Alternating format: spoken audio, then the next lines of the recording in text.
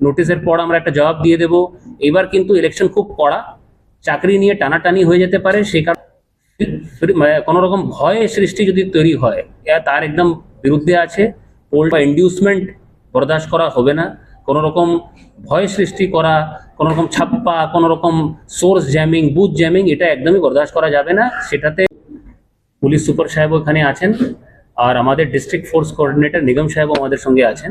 আমি জেলা শাসক হিসাবে আমাদের মাননীয় মুখ্য সচিব আমাদেরকে একটা নির্দেশ দিয়েছেন যে আজকে আমাদেরকে একটা জয়েন্ট প্রেস কনফারেন্স করতে হবে, যেখানে আমাদেরকে বীরভূমের মানুষকে জানাতে হবে যে এইবার ইলেকশন কমিশন কিন্তু কোনো রকম ভয় সৃষ্টি যদি তৈরি হয়, তার একদম বিরুদ্ধে আছে। পোলটা একদম শান্তিপূর্ণ করা আমাদের দায়িত্ব, আর মানুষের আমাদের সহযোগিতা দরকার। এছাড়া কোনো রকম প্রলোভন বা ইন্ডিউসমেন্ট বরদাস্ত করা হবে না। কোনো রকম ভয় সৃষ্টি করা, কোনো রকম ছাপ্পা, কোনো রকম সোর্স জ্যামিং, বুথ জ্যামিং, এটা একদমই বরদাস্ত করা যাবে না। সেটাতে পুলিশ আর সিভিল অ্যাডমিনিস্ট্রেশন, এর সঙ্গে সিএপিএফ, এরা একদম কর্মরত থাকবে। কোনো রকম এই অসুবিধার মধ্যে আমরা না পড়ি, এটাই আমাদের চেষ্টা থাকবে। বীরভূমের মানুষের কাছে আমাদের এই অনুরোধ কি আমাদের এই জিনিসে সহযোগিতা করতে। এছাড়া দু একটা পয়েন্ট আমি কভার করতে চাইছি। ওটা হচ্ছে, অনেক পোলিং পার্সোনাল এটা ভাবছেন কি হয়তো ওনাদের কাছে চিঠি গেছে, আবার একটা নোটিশ আসবে, নোটিশের পর আমরা একটা জবাব দিয়ে দেব। এবার কিন্তু ইলেকশন খুব কড়া, চাকরি নিয়ে টানাটানি হয়ে যেতে পারে। সেই কারণে যারা পোলিং পার্সোনাল হিসাবে অ্যাপয়েন্টমেন্ট লেটার পেয়েছে, ওনাদের সবাইকে কিন্তু পোলিং ডিউটিতে রিপোর্ট করতে আমি অনুরোধ করছি। কেন এই জিনিসটা আমার হাতে থাকবে না। প্রত্যেকবার ওনাদের মনে হয় কি একটা রিজার্ভ থাকে, আমরা রিজার্ভে পড়ে যাব, পোলিং পার্টি তৈরি হয়ে গেলেই ইলেকশন সুন্দরভাবে হয়ে যাবে, আমাদের পিছনে কেউ লাগবে না। কিন্তু এটা পরিষ্কার বলে দেওয়া, এইবার কিন্তু অনেক ম্যান পাওয়ার কমিশনের নির্দেশে কমে গেছে। সেই কারণে আমাদের কাছে রিজার্ভ প্রায় নেই। সেই কারণে যার নামে পোলিং ডিউটি বেরিয়েছে, সে যদি ওখানে না পৌঁছয়, তাহলে আইনি পদক্ষেপ আমাদেরকে পিপল রিপ্রেজেন্টেশন অ্যাক্টে ওনার চাকরির বিরুদ্ধে যা নিতে হয় আমরা নেব। সেই কারণে পোলিং পার্সোনাল সবার কাছে আমার অনুরোধ যে আপনারা কিন্তু নির্দেশ মেনে আপনার অ্যাপয়েন্টমেন্ট লেটার অনুযায়ী কিন্তু রিপোর্ট করুন। এছাড়া ল অ্যান্ড অর্ডারের বক্তব্য আমার সবার কাছে, অনেকজনের নাম কিন্তু এসআইআর প্রসেসে হয়তো আন্ডার এডজুডিকেশন ছিল, ডিলিট হয়ে গেছে, বা আগে 28 তারিখের রোলে এএসডিডির জন্য হয়তো ডিলিট হয়ে গেছে। সুপ্রিম কোর্টের নির্দেশ অনুযায়ী আপনারা জানেন একটা প্রসেস তৈরি করা হয়েছে। আপনারা যদি 28 তারিখের আগে ডিলিশন থাকে, তাহলে ডিও লেভেলে আপিল করতে পারেন, যেটা আমরা রেগুলারলি আপিলগুলো ডিসপোজ করছি। তাছাড়া আপনি যদি আন্ডার এডজুডিকেশন কেসে জুডিশিয়াল অফিসার যে এডজুডিকেশন করেছিলেন ওর মধ্যে ডিলিট থাকেন, তাহলে আপনারা অনলাইন বা অফলাইন অ্যাপ্লাই করতে পারেন ডিএম আর এসডিও অফিসে, যেখানে ট্রাইব্যুনালের কাজটা খুব তাড়াতাড়ি এগোচ্ছে, আর আপনারা কিন্তু একটা রাস্তা পাচ্ছেন।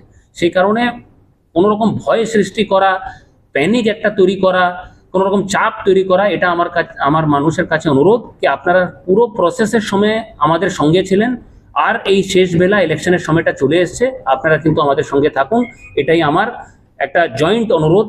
আমার সঙ্গে পুলিশ সুপার সাহেবও আছেন, ডিএফসি যিনি ডিস্ট্রিক্ট ফোর্স কোঅর্ডিনেটর সিএপিএফ উনিও আছেন। ওনাদের মাধ্যমে আমি বীরভূম মানুষের কাছেই অনুরোধ জানাচ্ছি।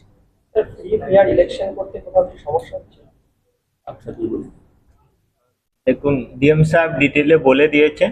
এক দুটো আর এক্সট্রা পয়েন্ট যে আমরা বলতে চাইছি, আইডিয়াটা আছে কি ফ্রি পিসফুল ইলেকশন হবে, ওর জন্য এক্সট্রা যে করা হয়েছে কি ওয়েবকাস্টিংটা হবে, এক্সট্রা ক্যামেরা লাগানো হয়েছে, তাকে কোনো গন্ডগোল হলে ওটা ধরা পড়বে। ফের তারপরে এক্সট্রা কিউআরটি রাখা যাবে, যদি কেউ ঝামেলা করে সিএপিএফ ওকে ম্যান করবে। কোনো জায়গায় যদি কেউ ঝামেলা করছে ইমিডিয়েটলি ইন্টারভিন করে ওদের अगेंस्टे ব্যবস্থা নেওয়া হবে। অনেক সময় দেখা যায় কি পোস্ট পোল ভায়োলেন্স হচ্ছে, তো পোস্ট পোল পরে भी প্রচুর নাম্বার অফ সিএপিএফ প্রত্যেক ডিস্ট্রিক্টে থাকবে, আমাদের ডিস্ট্রিক্টেও भी থাকবে। তো ভয় করার কিছু নেই। মানুষ কাছে রিকোয়েস্ট থাকবে কি আপনি পিসফুল আর নিজের ভোট দেন, অসুবিধা নেই, আমরা আছি, we will ensure free and fair election. Thank you. কোথাও কি সমস্যা হচ্ছে? উনি যদি একটা লাইন বলতে লাইন বলना चाहें। हाँ, सीएपीएफ की तरफ से यही है कि फ्री फेयर पीसफुल इलेक्शन कराने के लिए सीएपीएफ की तैनाती हर बूथ पे रहेगी, और लोग यहाँ पे ईसीआई की गाइडलाइन के हिसाब से वायलेंस फ्री इलेक्शन कराने के लिए कमिटेड हैं, और पूरी तरह से हम लोग यहाँ पे अच्छे से चुनाव कराएंगे। सभी से अनुरोध है कि लीडरों के चुनाव करें और এবার আপনাদের যা প্রশ্ন থাকে আপনারা হ্যাঁ, জিজ্ঞেস করুন। অনেক সময় দেখা যায় নির্বাচনের সময় পোলিং এজেন্টরা তারা বসতেই পারে না, তাদেরকে তুলে নিয়ে চলে যাওয়া হয়। দেখুন, একটু আগে যেটা বলা হলো যে বিশাল ফোর্সও এসছে, পুলিশও তৎপর আছে, আমাদের দিক থেকে পুরো চেষ্টা থাকবে কোনো রকম ইলেকশন কমিশনের গাইডলাইনে অবমাননা না হয়। কত কোম্পানি কোচ থাকে? কোনো সমস্যা রয়েছে এখনো? এই মুহূর্তে আপনি বীরভূমেরই বাসিন্দা, যারা এখানে বসে আছেন আপনারা দেখছেন খুব শান্তিপূর্ণভাবে আমাদের নমিনেশনটা হয়ে গেছে। বড় বড় ভিআইপি ভিজিট এখানে হয়েছে, অনেক রকম পলিটিক্যাল র্যালি হয়েছে, কোনো রকম আইন শৃঙ্খলা ভঙ্গ বিশালভাবে কোনো অসুবিধা হয়েছে এটা কিন্তু আমরা দেখিনি। কিন্তু তার জন্য পুরোপুরি আমি ক্রেডিট দেব, শ্রেয় দেব আমাদের বীরভূমের মানুষে, যারা যতই কষ্ট থাকে ওরা কিন্তু অনেক সরঞ্জাম রেখেছে। আমি ওটাই অনুরোধ করব কি আপনি এই সরঞ্জামটা কিন্তু রাখবেন, প্রশাসন আপনার পাশে আছে। কত কোম্পানি কোচ থাকে? এই মুহূর্তে 51 কোম্পানি, 51 কোম্পানি ফোর্স আছে। কতটা আসবে যখন অব্দি ডিপ্লয়মেন্ট না আসে আমরা বলতে পারি। কোনো বর্ষপাতর এলাকা চিহ্নিত করা হয়েছে মানে কোনগুলো? আমাদের প্রত্যেকবারই ইলেকশন কমিশন গাইডলাইন অনুযায়ী আমাদের যেখানে যেখানে 21 বা 24-এ কোনো রকম গন্ডগোল হয়েছে, প্রি পোল বা পোস্ট পোল, তাকে একটা ভালনারেবল এরিয়া, আপনাদেরকে আগেও আমি যখন প্রেস কনফারেন্স করেছি বলেছি ভালনারেবল ম্যাপিং করা হয়। ওখানে কারা ভয়ের মধ্যে আছে আর কারা ভয় তৈরি করছে তাদের একটা লিস্ট চিহ্নিত করা হয়। ওখানে ফোর্স মুভমেন্ট করে, ফোর্সের সঙ্গে শেয়ার করা হয়, পুলিশের এডিশনাল মুভমেন্ট থাকে, আমাদের অবজারভাররা ওখানে মুভমেন্ট করেন। ওখানকার বুথগুলোকে ক্রিটিক্যাল মার্ক করা হয়, যেখানে ওয়েবকাস্টিং, এডিশনাল ফোর্সের প্রেজেন্স, এই ডিপ্লয়মেন্টগুলোকে কনসিডার করা হয় যে মানুষের মধ্যে এই শ্রদ্ধাটা থাকে কি ইলেকশন ফ্রি অর ফেয়ার।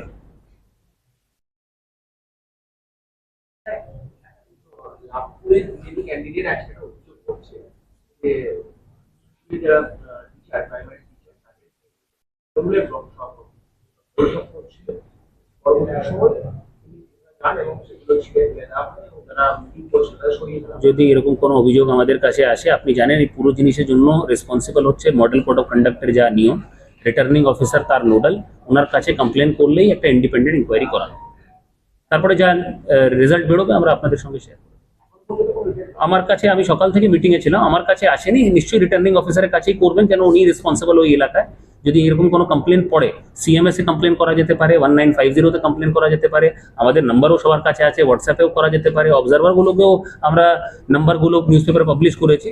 যদি এরকম কোনো কমপ্লেন পড়ে, আমার কাছে এই মুহূর্তে আসেনি, যদি পড়ে আমরা একদম যেভাবে নিয়ম মেনে ইনকোয়ারি করি ওইভাবে ইনকোয়ারি করে রেজাল্টটা নেওয়া হবে। যদি এরকম কিছু পাওয়া যায় অ্যাকশন নেওয়া হবে মডেল কোড অফ কন্ডাক্টের আন্ডারে যা আছে। অভিযোগ করার কতক্ষণের মধ্যে আপনারা অ্যাকশন নেবেন? এই মুহূর্তে পোল ডেতে আমরা আধ ঘন্টার মধ্যে অ্যাকশন নিই, আর পোল ডের আগে 100 মিনিটের মধ্যে সিভিজিলে যতগুলো কমপ্লেন পড়ছে আমাদেরকে ইমিডিয়েটলি অ্যাকশন নিই। সব সাধারণ মানুষই কি অভিযোগ এই একদম সাধারণ মানুষের প্রায় 1500 অভিযোগ আমরা পেয়েছি, যার মধ্যে একটাও এখন পেন্ডিং।